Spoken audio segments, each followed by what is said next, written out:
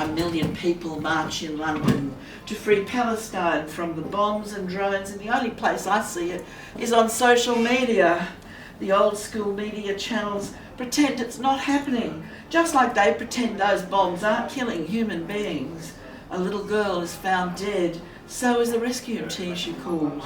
No mention of the drone attack that took their lives. My aunt in London emails me out of the blue. Remember that trip we took to Israel? Can you remember if we went to Gaza or the West Bank? I remember. 1980, a time of hope after the Camp David peace treaty. My aunt is Jewish.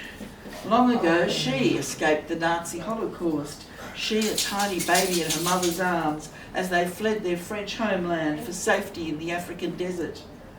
Back to London, 1980.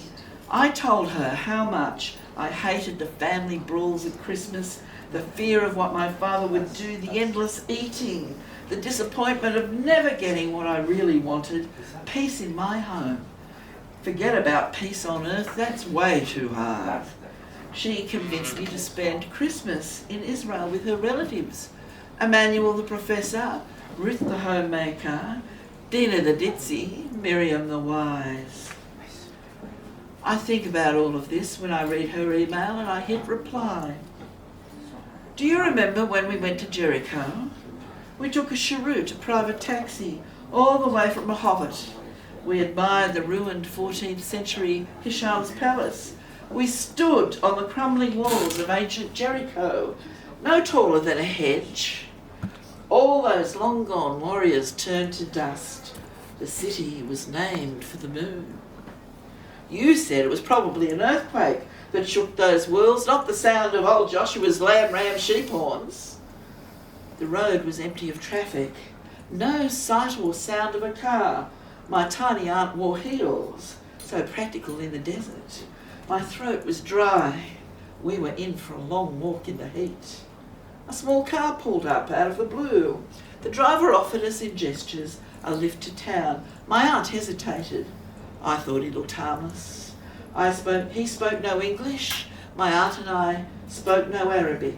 He drove us to his greengrocer's shopping on a side street of Jericho. He invited us in, gave us icy cold bottled water, sweet mandarins and tiny finger-length bananas. I can still taste the sweet taste of that juice on the tip of my tongue.